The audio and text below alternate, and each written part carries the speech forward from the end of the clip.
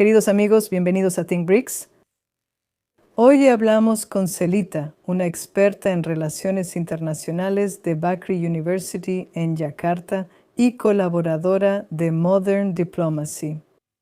Ella nos ayudará a entender los movimientos audaces de Indonesia, unirse a BRICS, firmar un acuerdo de defensa con Estados Unidos y reunirse con Putin, todo al mismo tiempo. ¿Cómo mantiene Yakarta el equilibrio entre las grandes potencias? Vamos a averiguarlo. Bienvenida a Think BRICS, Celita. Me alegra mucho conocerte. Muchas gracias. Es un honor para mí ser invitada aquí a Think BRICS. Gracias. Comencemos desde el principio. La política exterior de Indonesia se basa en la doctrina libre y activa, el periodo de Bandung de 1955 y el proverbio. El proverbio dice, 1000 amigos son pocos, un enemigo es demasiado. Entonces, en el mundo fragmentado de hoy, ¿cómo se ve realmente esta filosofía en las decisiones diplomáticas cotidianas de Yakarta? Antes de profundizar en la situación geopolítica actual, veamos cómo Indonesia adapta esta política exterior libre y activa. Tenemos que remontarnos a la trayectoria histórica, cómo se ha construido este tipo de doctrina y filosofía. Fue construida en 1948 por el entonces vicepresidente Mohamed Hatta. Por el espíritu de Bandung también, Indonesia trató de fortalecer este espíritu para no alinearse con ninguno de los dos bloques durante la Guerra Fría, sino que es más bien una alineación activa, un no alineamiento. Cuando se trata de la idea de tener muchos amigos no es suficiente. No parece que la dirección de la política exterior de Indonesia sea ingenua. ¿Es solo la manera en que Indonesia desempeña activamente su papel en la gobernanza global? Por eso, si hablamos de la posición de Indonesia en el actual orden geopolítico, a pesar de los desafíos y la incertidumbre global, Indonesia elige ser. Desde el movimiento de no alineación con el espíritu de Bandung, continuando hasta la conferencia del movimiento de no alineación, actualmente Indonesia intenta desempeñar un papel activo, una alineación activa mediante el compromiso múltiple en el escenario global. Por eso, si hablamos de este contexto geopolítico actualmente, especialmente bajo el presidente Prabowo Subianto, es más bien una especie de alineación activa. Gracias. Bajo el presidente Prabowo Subianto, Indonesia se convirtió en miembro de los BRICS. En tu opinión, ¿para qué sirve principalmente BRICS hoy en día? ¿Y qué debería esperar realmente un nuevo miembro como Indonesia de los BRICS? Así que de los BRICS, especialmente Indonesia, sí creo que algunos expertos indonesios, algunos académicos indonesios, ciudadanos indonesios, son bastante pesimistas sobre el movimiento de Indonesia para unirse a los BRICS.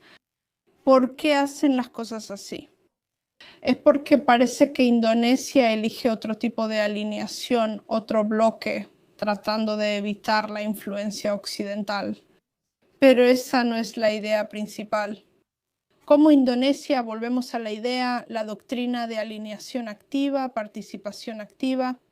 Así que con esta idea Indonesia, la idea principal de que Indonesia se una a los BRICS está a punto de erosionarse para reducir la dependencia de las instituciones occidentales, por ejemplo, el Fondo Monetario Internacional y el Banco Mundial. ¿Por qué es así? Porque creo que la situación actual del gobierno global sigue fallando. Si observamos el conflicto, cómo la ONU no puede resolver el conflicto y así sucesivamente. Así que para Indonesia los BRICS representan una nueva oportunidad también, para intentar no depender de las instituciones occidentales, sino tratar de tener otra oportunidad para mejorar la autonomía estratégica de Indonesia misma.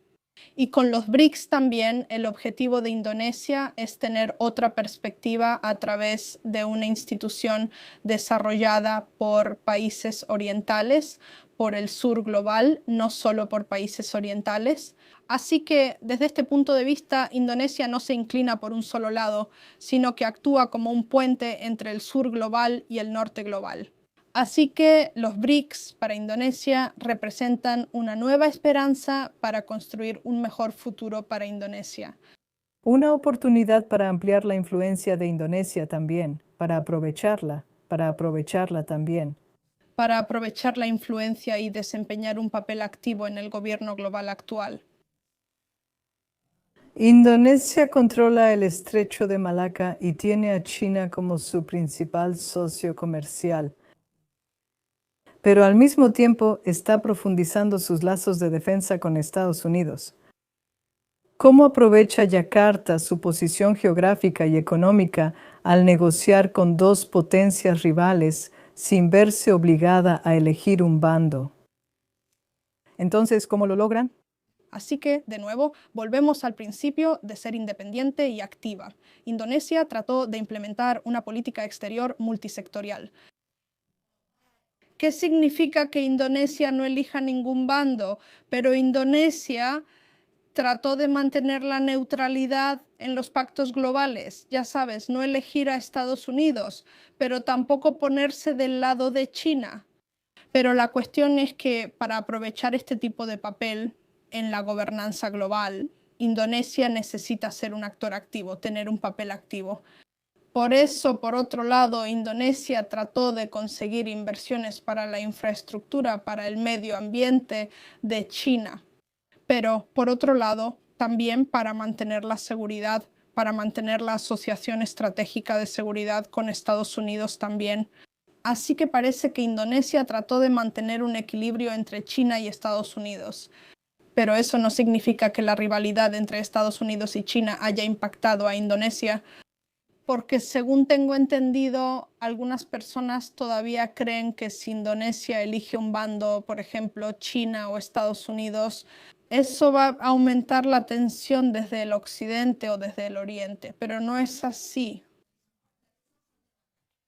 La forma de actuar en el orden internacional es simplemente ser activos, especialmente si observamos la situación geopolítica actual, la era de la multipolaridad y los centros de poder. No puedes elegir un solo bando. No puedes depender solo de un actor en particular en el gobernanza global. La única manera de lograrlo es siendo activos. Todo comienza con la idea de que tener muchos amigos no es suficiente. Muchas analistas dicen que equilibrar sí se puede, pero no puede durar por mucho tiempo. Un día llegará un momento en que una fuerza u otra te pondrá en condiciones de elegir.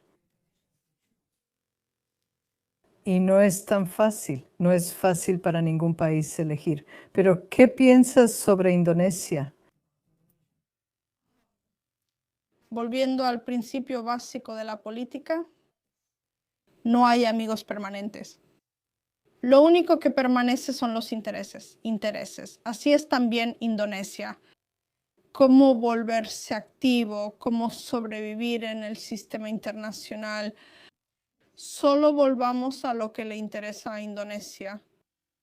No significa, por ejemplo, que actualmente Indonesia intente equilibrar, pero no quiere decir que en las próximas décadas o tal vez en los próximos 100 años Indonesia siga igual. Pero volviendo a la trayectoria, la historia de la política exterior de Indonesia, seguimos siendo independientes y activos, lo que significa que no elegimos ningún bloque. Pero la cuestión es que cuando se trata de los intereses, las fluctuaciones del sistema internacional pueden cambiar. Depende de cómo juegues en el orden internacional. Así que para mí realmente creo que lo que el gobierno intenta hacer es desarrollar la resiliencia nacional, los gobiernos nacionales. Por eso esto es parte del camino de cómo el gobierno de Indonesia se posiciona en el orden internacional. Gracias. Si tocamos otro tema, y estoy hablando sobre la dolarización, ¿es realista, en tu opinión, que Indonesia se aleje gradualmente del dólar estadounidense? ¿O quedarse dentro del sistema del dólar limita al final la autonomía estratégica de su país? Creo que los países BRICS aún no han declarado que la idea principal sea erosionar la influencia del dólar. Pero la idea principal de los BRICS, cuando se trata de objetivos económicos, es que cada país use su moneda local.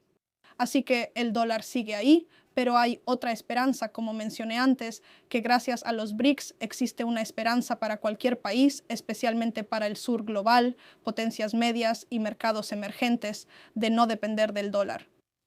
¿Por qué? Porque si los países, especialmente del sur global, dependen del dólar, significa que, por ejemplo, para Indonesia tuvimos una, yo diría, mala experiencia cuando dependimos del FMI en 1998 durante la crisis global. La deuda está aumentando demasiado, de manera dramática. Y con los BRICS, Indonesia espera tener otra oportunidad. No depender de nuevo de las instituciones occidentales, sino tener otra perspectiva. Un apoyo del sistema de los BRICS, por ejemplo, de la AIIB o del nuevo Banco de Desarrollo. ¿Indonesia ya es miembro del nuevo Banco de Desarrollo? Sí.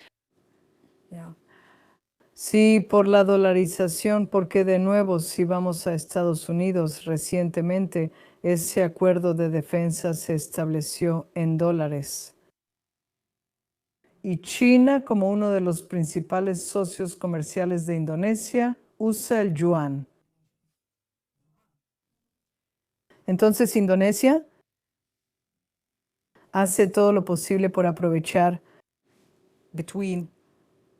su posición entre dos países y dos monedas. Y sí, tienes razón cuando dices que BRICS es otra opción. Como dicen los líderes de BRICS, no abandonamos el dólar en absoluto, solo queremos crear una opción. Aquellos, cuando convenga a los intereses del país, pueden usar el dólar. Si hay otros intereses u otra opción, deberíamos crear otra opción. Entonces, China. No podemos evitar hablar de China. China e India son dos miembros fundadores de los BRICS, pero aún tienen, podemos decir, desacuerdos estratégicos.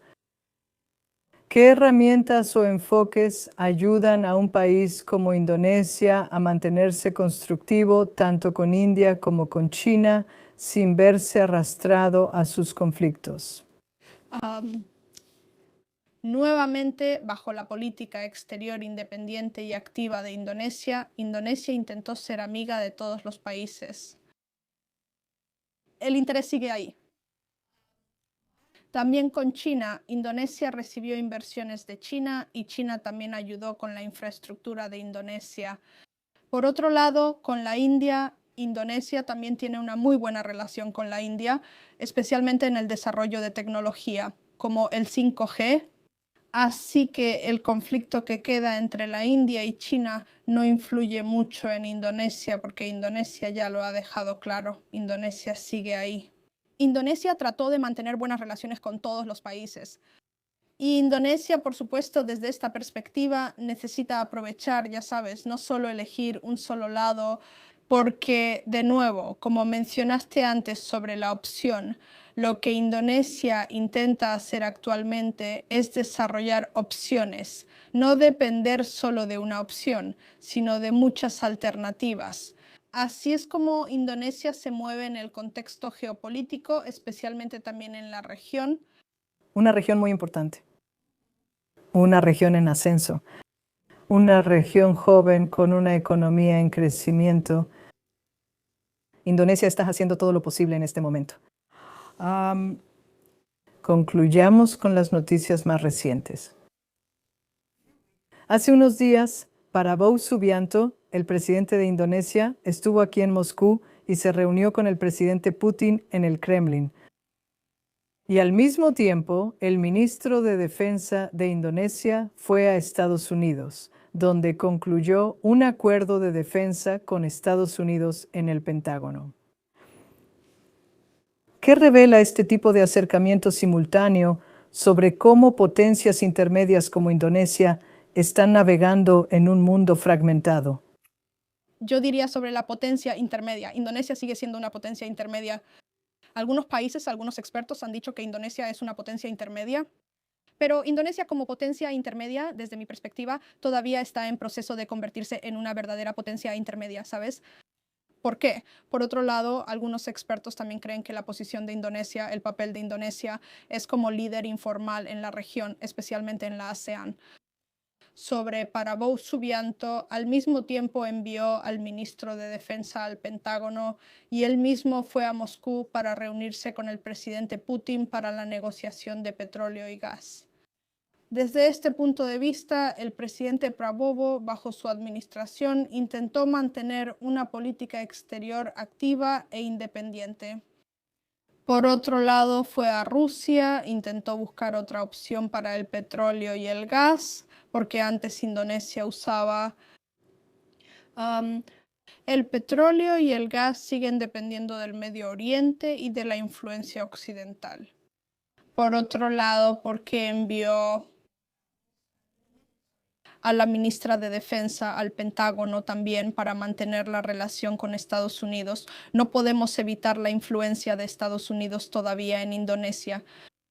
Como mencioné antes, la seguridad y defensa de Indonesia todavía están impactadas por Estados Unidos, pero por otro lado, la forma en que Indonesia intentó desarrollar otra opción fue mediante la visita formal del presidente Prabowo al Kremlin para reunirse con el presidente Putin. Así que con este cambio, la política exterior de Indonesia nuevamente intentó desarrollar otra alternativa, otra opción. Así, frente a la incertidumbre global, Indonesia no depende solo de un lado, de una sola opción. Pero, por ejemplo, cuando ocurrió el ataque de Estados Unidos a Irán, algunos países del sur global, especialmente algunos países asiáticos, se vieron afectados por el aumento del precio del petróleo. Ya sabes, es una de las razones, está aumentando dramáticamente el precio del petróleo en todo el mundo, no solo en la región. Así que con este cambio, para reducir la dependencia del petróleo y gas occidental especialmente, Indonesia tiene otra opción. Así que comprar gas de Rusia. Desde esta perspectiva, esta es la manera de mantener y desarrollar la autonomía estratégica para Indonesia, para construir la resiliencia energética, la resiliencia económica y la resiliencia nacional. Así que tener opciones es más importante actualmente para escapar de la incertidumbre global actual, porque nunca sabemos lo que puede pasar, ¿sabes? Y algunos expertos también fallan al predecir lo que sucede en la gobernanza global actual. Entonces, ¿qué hacer para ser un actor activo en el sistema internacional? En la multipolaridad, que para mí es como el camino hacia un orden mundial caótico, se trata de tener muchas opciones. Entonces, cuando tienes muchas opciones, pasa lo mismo con cómo un país, un estado, desempeña su papel en el orden internacional. Así que no dependerás solo de un lado, sino que tendrás muchas opciones. ¿Opciones? De hecho, en mi opinión personal, fue deliberado organizar dos reuniones en dos países diferentes, podríamos decir países rivales, solo para mostrarle al mundo que Indonesia no está tomando partido. Indonesia tiene sus propios intereses y el gobierno, el presidente de Indonesia, está pensando primero en su propio país y luego en las potencias competidoras, las rivalidades, la economía, inestabilidad. Así que para él era muy importante dar esta señal. ¿Qué opinas? De hecho, después de ir al Kremlin, en una visita oficial al Kremlin, el presidente Prabowo fue a París para reunirse con el presidente Macron, Emmanuel Macron. Así que para mantener esta estabilidad en el sistema internacional, así es como Indonesia desempeña un papel bajo el presidente Prabowo. Yo sí creo que él es bastante pragmático. Su visión también lo es para entender cómo va el orden mundial actual. Y aprovechando este momento, él trató de explicar, trató de mostrarle al mundo que Indonesia está presente. Indonesia no solo es una potencia media, sino que Indonesia juega un papel muy importante como puente. Indonesia es rica. Indonesia, de hecho, es el mayor importador de níquel, lo cual es muy esencial para desarrollar la inteligencia artificial. Por eso, no solo Indonesia necesita a otros países del sur global y del norte global, sino que ambos lados, el norte global y el sur global, también necesitan a Indonesia. Indonesia. Porque Indonesia es un país archipelágico rico, con tarifas marítimas, también tiene un papel en el Indo-Pacífico, el estrecho de Malaca es una vía clave para el comercio global, así que el cambio climático, por eso. Si recuerdo bien, alrededor del 20% de todas las importaciones chinas provienen de Indonesia, del estrecho de Malaca. Por eso creo que no es solo un lado el que será el que se beneficie, sino ambos lados, ya sabes, no solo Indonesia, sino también otro país. Por supuesto. Sobre el níquel, mencionaste que durante años Indonesia exportó mineral de níquel y desde hace algunos años se prohibió la exportación porque Indonesia dijo que quería producir níquel por sí misma, ¿verdad? ¿Esta ley existe? El hecho de que la ley aún no existe. Indonesia todavía intentó desarrollar la ley del níquel, pero para desarrollar la idea de resiliencia nacional, Indonesia quería diversificarse, especialmente en la producción de níquel, Indonesia misma. Por eso, bajo la administración de Prabowo, especialmente, Indonesia busca atraer más inversión extranjera directa en Indonesia para desarrollar Indonesia. Resiliencia en